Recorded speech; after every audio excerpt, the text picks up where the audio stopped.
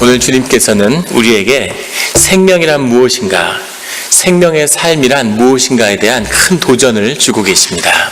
말씀 가운데 주님의 큰 은혜가 함께하기를 예수 그리스도의 이름으로 축원합니다. 오늘 말씀 가운데 보면 16절에 항상 기뻐하라 이렇게 주님이 우리에게 말씀하시죠. 그리고 17절에 쉬지 말고 기도하라, 18절에는 범사에 감사하라고 말씀하고 계십니다. 이 세 가지, 기뻐하라, 기도하라, 감사하라, 이것이 주님 안에서 우리를 향한 하나님의 뜻이라고 그렇게 성경은 증거하고 있습니다. 이것은 바울을 통해 데살로니가 교회 그리고 하나님의 말씀이 지금 우리에게 증거되고 있는 것이죠. 예수님께서도 누가복음 18장 1절에 늘 쉬지 말고 기도하라고 우리에게 말씀하셨습니다. 19절에는 성령을 소멸하지 말며 성령의 하나님의 임재가 사라지지 않도록 노력하라는 것이죠. 20절에는 예언을 멸시하지 말고 성령이 함께하는 하나님의 말씀, 성경의 말씀을 멀리하지 말라는 겁니다. 그리고 22절에는 악은 어떤 모양이라도, 에이두스라는 말인데 모양이라는 말보다는 종류라고 해석했으면 더 좋았을 것 같습니다. 악은 어떤 종류의 악도 멀리하라는 거죠. 그리고 23절에 거룩하게 하라고 말씀하고 계십니다. 우리는 삶 가운데 기쁨을 느끼고 누리죠. 기뻐하라, 기뻐하라. 그런데 문제는 오늘이 주는 주님의 도전의 말씀은 항상 기뻐하라는 것입니다. 항상 기뻐하실 수 있을까요? 항상 기쁠 수 있을까, 사람이? 그런데 주님은 우리에게 항상 기뻐하라고 말씀하시는 거죠. 17절에는 쉬지 말고 기도하라. 우리가 기도합니다. 주님께 기도하기를 원하고, 기도가 우리의 사역과 신앙생활의 중심이죠. 그래서 우리는 기도합니다. 그런데 문제는 쉬지 말고 늘 기도해야 된다는 거죠. 어떻게 늘 기도할 수 있을까요? 제가 올 한 해 새벽 기도를 2월 첫 주에 시작하면서 주님께 기도드렸어요. 우리 아침에 새벽 제단을 빠지지 않고 지키고 같이 기도할 수 있는 새 가정이 될 수 있다면 그럼 주님이 어떠한 주 안에서 도전도 이겨낼 수 있겠다고 그렇게 주님께 기도드렸습니다. 그런데 그렇게 기도해 오신 가정이 우리 1년을 되돌아보니까 2가정 계세요. 그래서 저까지 합쳐서 3가정이라고 주님께 3가정이 이루어졌군요. 그리고 감사의 기도를 드리고 있습니다. 기도를 다 하고 기도의 간구의 제목이 있죠. 하지만 쉬지 않고 기도하는 것은 어려운 일입니다. 정확히 얘기하면 어려운 게 아니라 불가능하죠. 어떻게 항상 기뻐하고 어떻게 쉬지 않고 기도할까요? 범사에 감사하라. 우리의 삶 가운데 많은 감사의 제목이 있고 감사할 때가 있지만 모든 일에 감사할 수는 없는 거죠. 늘 감사하려고 노력했지만 저도 저희 집사람이 앞세운 다음에 말할 수 없는 삶의 그런 슬픔과 아픔이 있었습니다. 머리로는 아무리 좋은 방향으로 얼마든지 이해할 수 있죠. 실제 삶에서는 큰 돌덩이를 가슴에 얹은 것처럼 삶이 주저앉는 거죠. 처음으로 삶에서 홈리스들을 이해할 수 있게 됐어요. 홈리스를 볼 때마다 멀쩡한 사람들이 학교도 나오고 뭐 영어도 잘하고 뭐가 부족할 게 있어서 저러고 있을까. 그런데 그 마음을 이해할 수 있겠더라고요. 한없이 무기력하고 힘이 없는 거죠. 며칠이도 잘 수 있을 것 같은 거예요. 그런데 아침에 아이들을 이제 학교를 보내야 되고 아침을 먹여야 되고 도시락을 싸야 되고 그러니까 아침에 일어나는 거죠. 그래서 아이들 학교에 보내고 나면 소파에 멍하니 앉아서 계속 멍하니 앉아 있는 겁니다. 무기력하게. 그럼 오후에 또 아이들이 오면 또 밥을 하려고 일어나는 거죠. 그 순간에 아무리 감사하려고 하지만 아무리 기뻐하려고 노력하지만 절대 기뻐할 수도 없고 감사할 수도 없는 겁니다. 그런데 주님은 이것이 하나님의 뜻이고 우리 안에서 이루어져야 할 일이라고 말씀하고 계시는 거죠. 기뻐하라, 기도하라, 감사하라. 어떻게 우리가 그것을 할 수 있을까요? 오늘 24절에 보면 너희를 부르시는 이는 미쁘시니, 우리를 부르시는 주님이 우리 안에서 24절의 말씀입니다. 그 말씀의 뜻을 이루실 거라고 말씀하시는 거죠. 그가 또한 이루시리라. 하나님이 말씀하셨고 그 말씀을 주 안에서 주님이 우리 가운데 이루실 거라는 거죠. 이게 이루어지겠습니까? 주님은 우리 가운데 이루어져야만 되고 이루신다고 말씀하시는 거죠. 주님이 정확히 우리에게 이루시려는 건 뭐고 이것이 왜 이렇게 힘들며 또 어떻게 이루어지겠습니까? 이것이 성탄절을 하루 한 주 앞둔 우리에게 주시는 주님의 아주 무겁고 큰 말씀이죠. 우리의 삶을 살아야 한다는 것, 기쁨이 회복되고 감사가 회복되고 우리의 심령 가운데 기도가 끊이지 않는 그 삶이 우리 가운데 이루어져야 한다고 주님은 말씀하시는 겁니다. 그것이 주님이 우리를 지으신 뜻이고 우리를 부르신 뜻이죠. 그 삶이 이루어져야 되고 영원한 생명의 가치가 우리 삶 가운데 나타나야 한다는 거죠. 생명의 가치라는 것은 시간이 지나도 패하지 않는 살아있는 영원한 것입니다.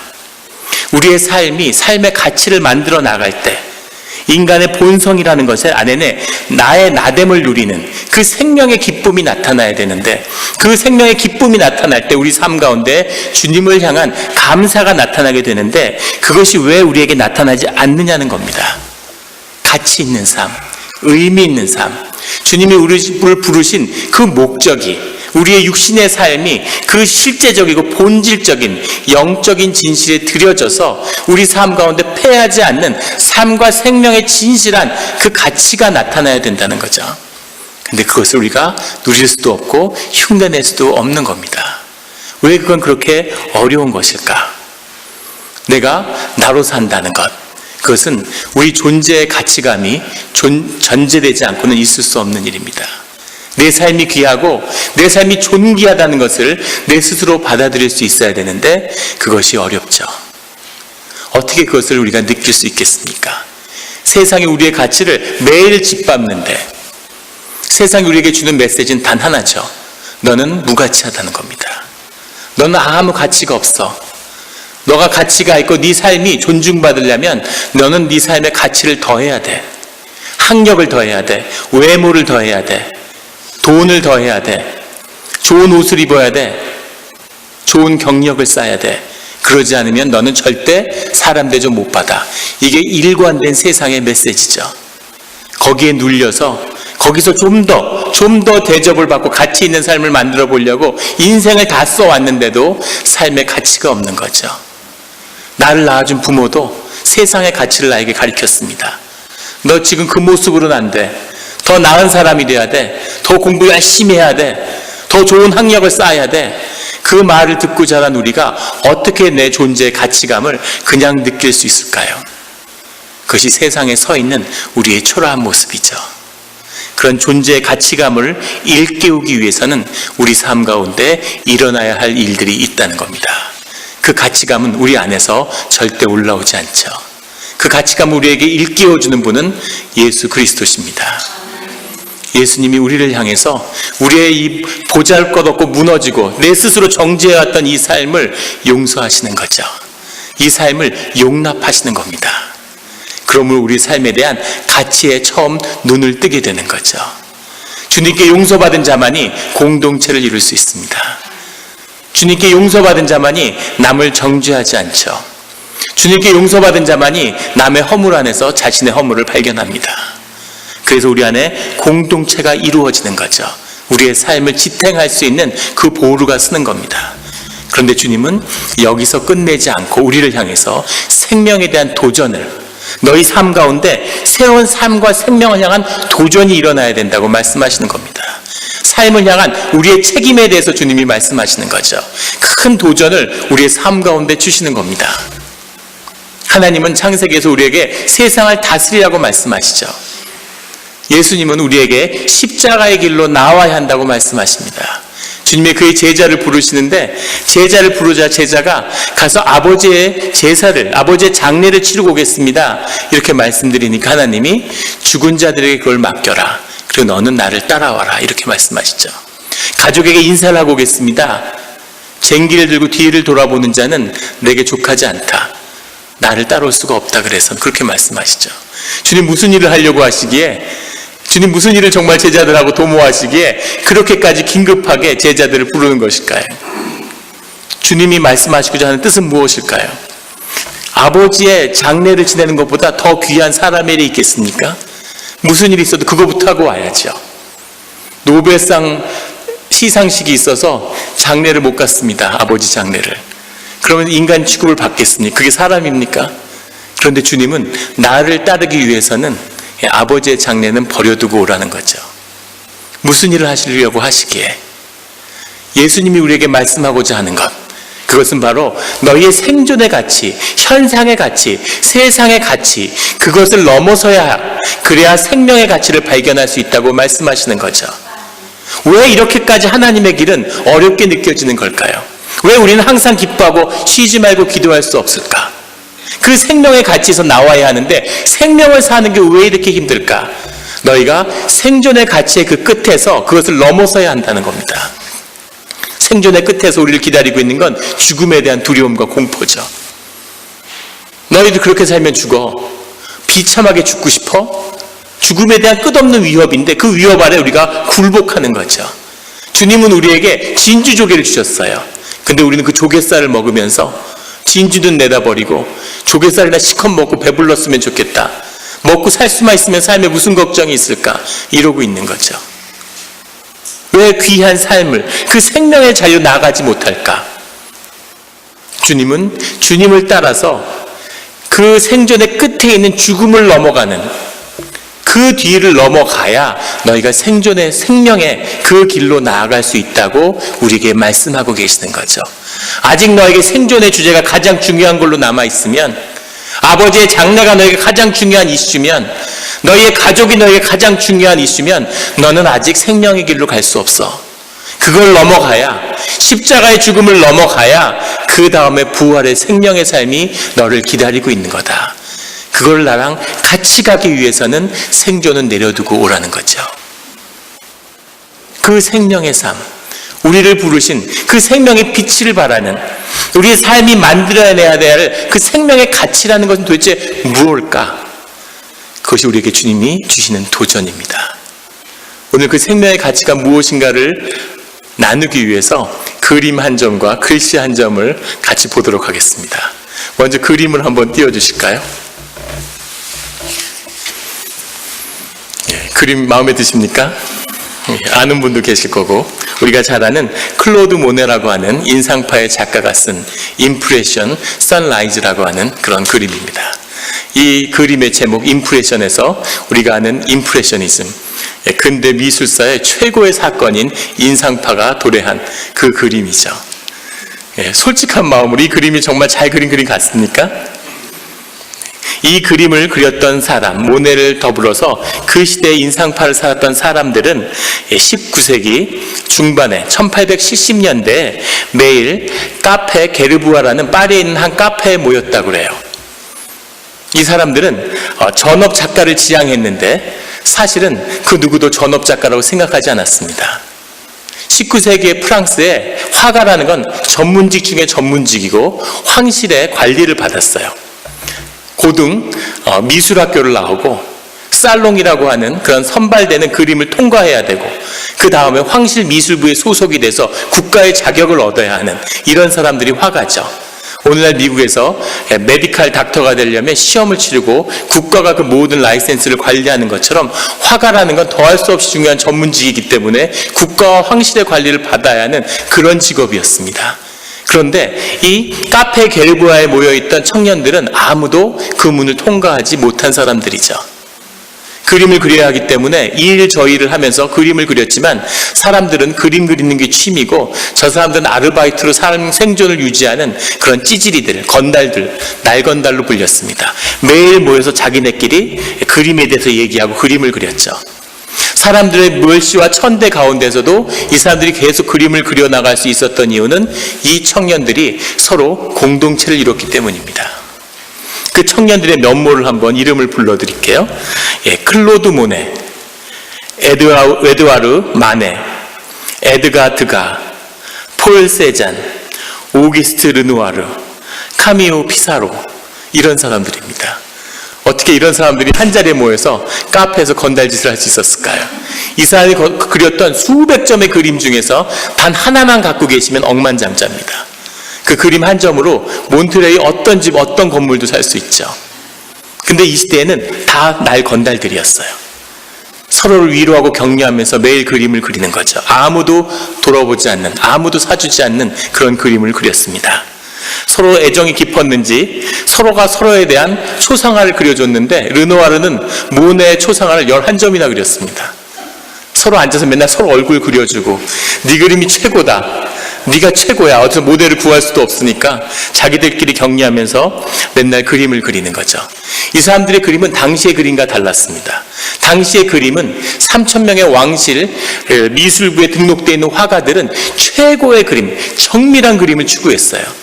지금의 사진을 능가하는 엄청난 세밀화를 그렸습니다. 어릴 때부터 훈련받은 왕실의 위엄, 장군의 기계, 여성의 순결함, 이런 고상한 가치들을 그림에 담기 위해 노력했죠.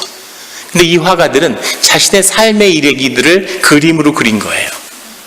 햇빛에 민감해서 햇빛의 변화를 표현하기 위해서 아주 짧고 그 선이 가는 그런 붓으로 재질에, 물감의 재질의 변화를 줘서 이 태양의 빛을 표현하려고 노력했죠. 왜 이렇게 태양빛에 예민했을까요? 인상파 화가들은. 거기에 대한 적절한 설명은 없지만 제 추측에는 이 사람들이 다 건달이었기 때문입니다. 다 집안에서 일하는데, 화실에서 일하는데 낮에 야외에서 놀고 있는 거죠. 햇빛을 늘 보니까, 야외에서 그 햇빛을 경험하니까 이 모네의 선라이즈처럼 해가 뜰녘에 바닷가에 나가서 일이 없으니까 앉아서 그림 그리고 있는 거죠. 시시각각 변하는 그 햇빛에 예민한 겁니다. 이 국가가 주관하는 살롱이라는 것을 통과하는 3,000점의 그림이 5월에 전시되는데 4개의 줄로 수백 미터에 걸쳐서 6주 동안 전시됐다고 그래요. 그럼 100만 명의 사람들이 그것을 구경하고 좋은 그림에 투표를 하는 겁니다. 그리고 비평가들이 와서 그 그림을 비평해서 탈락시킬 그림들은 탈락하는 거죠. 그 3,000점 안에 들어가는 것조차도 쉽지 않아서 이 게르부아의 카페에 있는 건달 중에는 그림을 출품할 사람이 없는 거죠.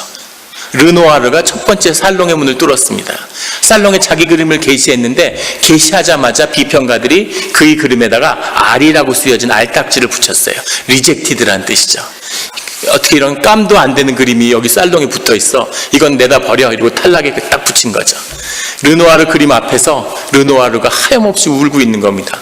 그렇게 어렵게 노력해서 살롱까지 왔는데 올라간 첫날에 이렇게 탈락이라니. 거기서 울고 있는데 지나가던 관람객들이 앞에 서럽게 울고 있으니까 그 그림의 이름을 보고 당신이 르누아르냐고 물어봤다 그래요. 너무 창피해서 난 르누아르는 아니고 르누아르 친구인데 르누아르가 너무 안 돼서 울고 있는 거라고 그렇게 변명을 했다는 이야기가 전해지죠. 두 번째, 모네가 그 살롱의 문을 뚫었습니다. 살롱의 첫 그림이 전시됐는데 수많은 조소와 조롱의 대상이 됐죠. 그 당시에 한 평론가가 남긴 글에 보면 권총에다가 물감을 장전하고 캠퍼스에 쏜 것 같다, 이런 평가를 받았습니다. 최악의 작품이라는 거죠. 역사자 로스킹은 그 당시에 살롱의 분위기를 이런 기록을 남겼어요.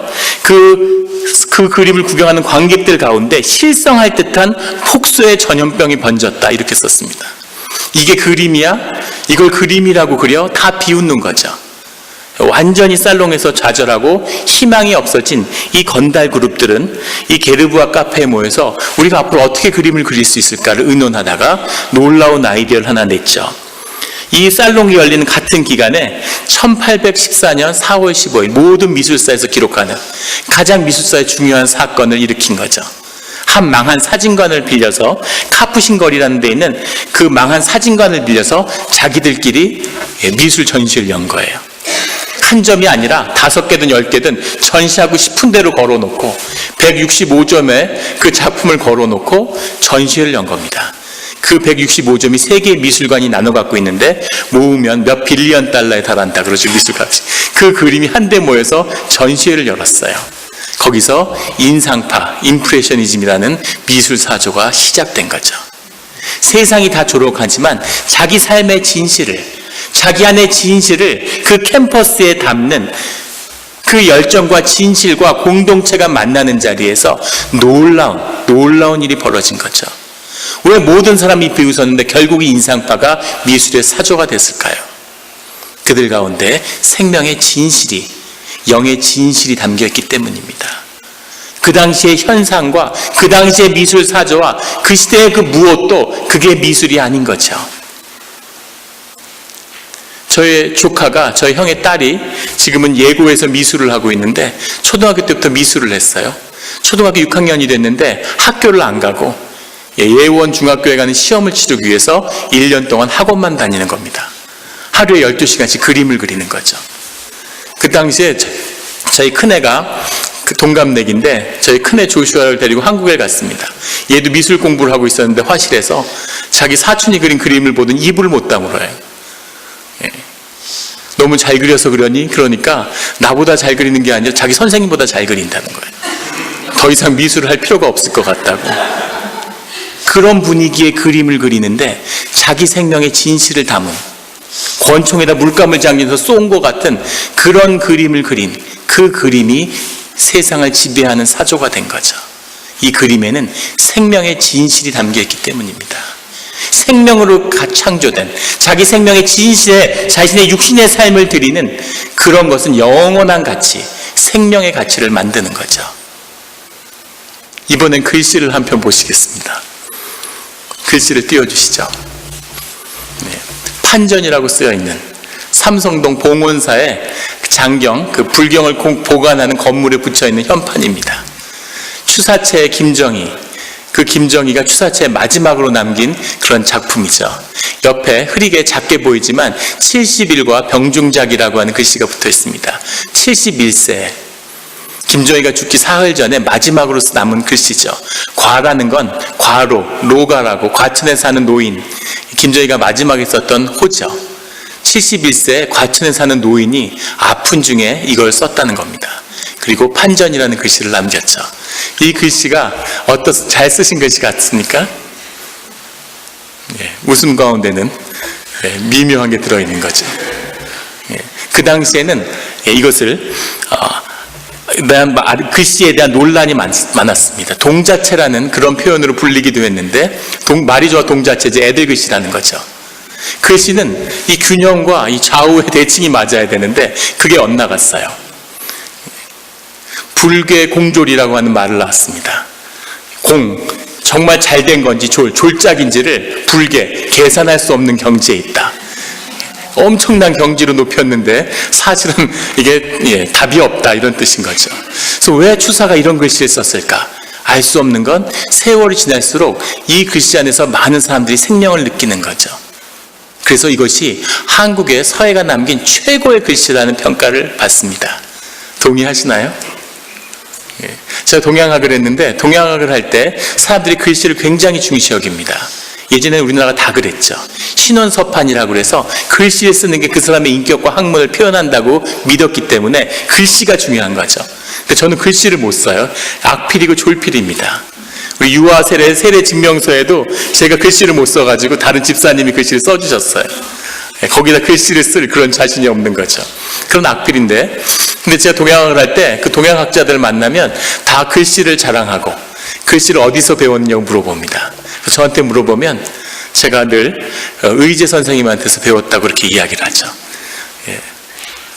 제가 어렸을 때 4살, 5살 그때 아버지가 광주에서 근무를 하셨는데 그때 아버지를 따라서 그 의제 선생님한테 남종화의 대가로 알려져 있죠. 하지만 글씨에도 대가셨습니다.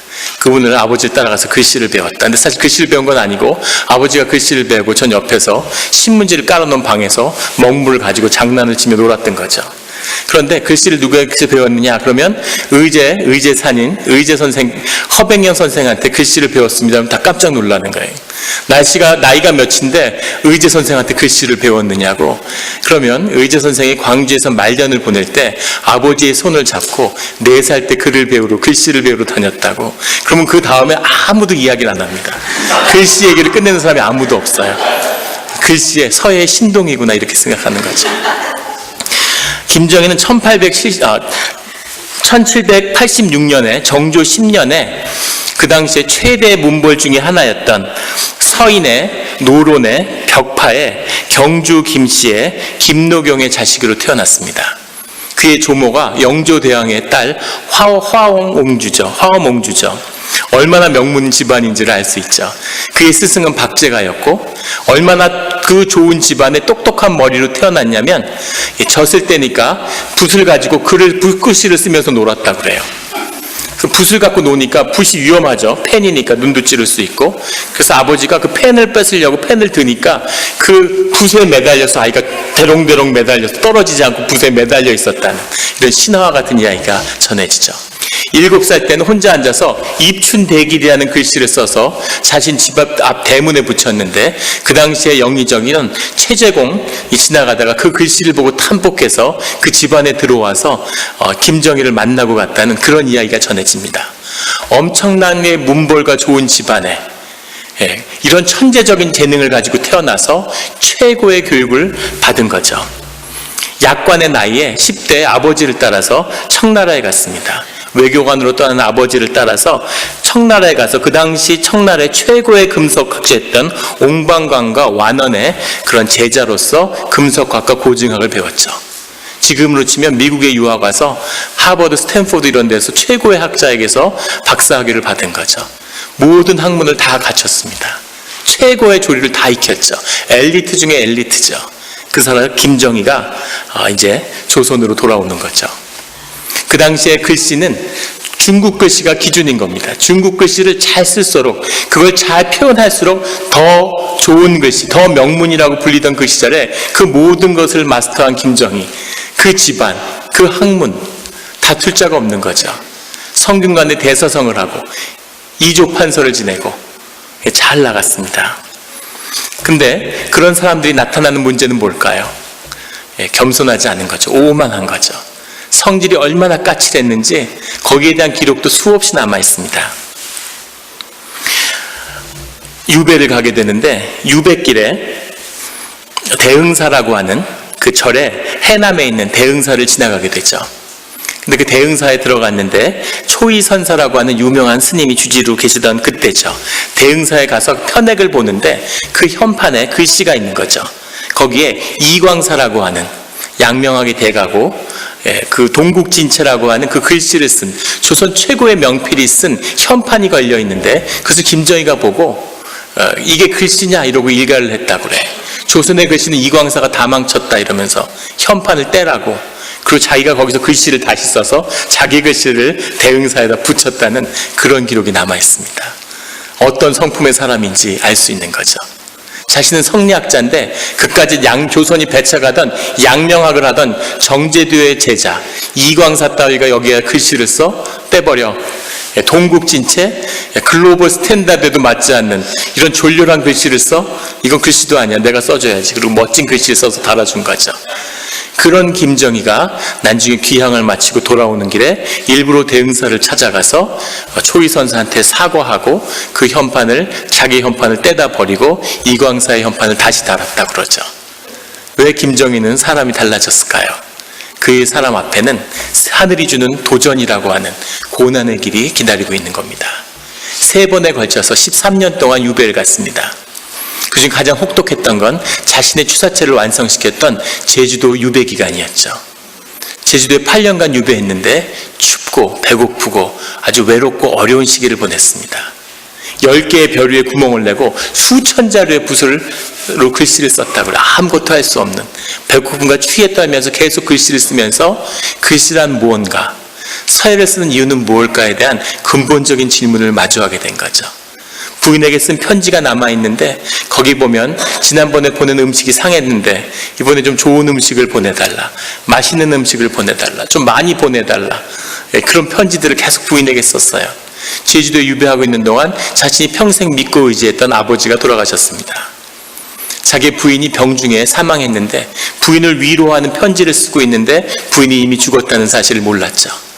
나중에 그것을 알고 가슴이 찢어지는 아픔을 느끼면서 문집에다 뭐라고 썼냐면, 다음 생에 또다시 만나게 되면 다시 결혼을 해서 이번엔 내가 먼저 떠나서 당신이 내가 얼마나 가슴이 아픈지를 좀 알았으면 좋겠다고 그런 글을 썼습니다.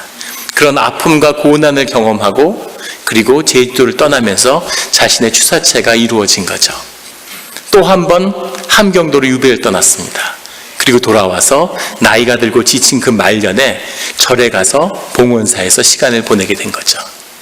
평생을 성리학과 명분을 지키며 살았는데 그런 학문도 아니고 그런 세상의 성취도 아니고 삶과 죽음이라는 인생의 가장 중요한 주제를 앞두고서 도대체 삶이 무엇이며 생명이 무엇이고 자신이 평생 썼던 글씨의 의미가 무엇인지를 마주하게 되는 거죠. 그 표현이 오늘의 글씨로 남은 겁니다. 죽기 사흘 전에 건물이 완성되고 그 글씨를 써야 되는데 평생 글을 썼던, 평생 붓을 잡았던 사람이 붓을 버렸어요. 자기 방을 닦던 걸레를 뭉쳐서 그 걸레로 먹물을 찍어서 이 글씨를 쓴 겁니다. 자신의 삶이, 자신이 평생 써왔던 글씨가 무엇인가에 대한 김정희의 삶이 그의 생명으로 표현된 그 예술이 바로 오늘 우리가 보게 되는 판전이죠. 이것을 마주보고 서 있으면 삶이 새로워지고 생명이 돋우어지는 그런 경험을 하게 된다고 합니다. 김정희가 살아있으면 영락이라고 하나 써서 우리 교회에 걸어놓으면 얼마나 좋았을까, 그런 생각이 들어요. 생명의 글씨. 자신의 삶이 고난과 아픔이라고 하는 그 진실을 지나간, 생명의 진실을 만난 사람, 자기가 왜 이 땅에 왔는지, 자신의 삶을 살았던 이유가 뭔지를 대면하는 사람의 그 진실과 생명의 가치가 삶을 통해 드러나는 거죠. 그것은 존귀하고 귀한 것입니다. 주님이 우리를 그 자리로 불러내신 거죠. 세상은 우리를 속여서 삶이 아프면 안 되고, 고난이 있으면 안 되고, 편안해야 되고, 안락해야 되고, 우리를 속이는 거죠. 세상에 와서 조용히 안락하게 편안하게 살다가 그냥 가. 삶은 아무 의미가 없는 거죠. 삶의 진실은 고난과 아픔과 좌절과 실패에 있는 거죠. 너무 아프고 너무 좌절스럽지만, 너무 수치스러웠지만 그 삶의 자리에 나갔기 때문에, 그 아픔 속에 나갔기 때문에 자기의 삶의 진실을 마주하게 되는 겁니다. 뭔가 의미 있고 소중한 일을 해야 되는데 그 삶의 진실을 마주할 수 없으니까 대리만족을 추구하는 거죠. 거짓 가면을 꾸미는, 대리로 만족을 하니까 참다운 기쁨이 우리 안에 없는 거죠. 참되게 아파할 수가 없는데 어떻게 참되게 기뻐할 수가 있겠습니까? 주님은 십자가로 나오라는 겁니다. 죽음의 앞에 모든 것이 죽는, 내 에고가 깨지는 그 고통과 삶의 진실을 마주하고 네가 이 땅에서 완전한 육신의 죽음을 경험하게 될 때 네가 이곳에 왜 왔는지 그 삶의 진실을 마주하고 그 뒤에 생명이 너를 기다리고 있다고, 그렇게 우리를 그 십자가의 자리에 초대하고 계시는 겁니다. 한 번 사는 것이죠. 아직도 생존의 두려움에 떨고 있습니다. 어떻게 항상 기뻐하고 쉬지 말고 기도하고 범사에 감사할 수 있을까요? 이것은 하나님의 뜻이고 이루어져야 하는 일이라는 거죠. 교회 가운데 늘 이 일이 있어야 된다는 거죠. 주님의 자녀는 이렇게 살아야 한다는 겁니다. 노력해야 하는 것도 아니고 열심히 한다고 되는 것도 아닙니다. 하지만 우리가 생명의 자리에 있으면, 주님 안에서 생명의 길로 나아가면, 우리의 가식과 이 생존의 가면이 다 깨지고 나면, 이것이 십자가에 못 박히고 나면 진정한 생명과 참다운 나의 삶이 내 삶의 자리에 드러나게 되면 그 삶 속에는 항상 기뻐하고 쉬지 않고 기도하며 범사에 감사하는 그 모습이, 우리 존재의 그 존귀한 가치가 우리를 지배하게 된다고 주님은 오늘 우리에게 말씀하고 계십니다. 세상의 가치를 얻는 것도 아니고 세상을 흉내내는 것도 아니고, 우리에게 주어진 이 귀한 진주의 가치가 우리의 삶을 통해 드러나는, 조갯살을 먹고 배를 고르는 것이 아니라 그 진주의 가치가 반짝반짝 빛이 나는 그런 삶을 이루는 우리 영락교회 성도님들이 되시기를, 그 생명의 길에 초대받았으니 그 삶의 의미가 드러나는 그런 삶의 자리로 나아가는 우리 주의 자녀가 되시기를 예수 그리스도의 이름으로 간절히 축원합니다. 기도드리시겠습니다.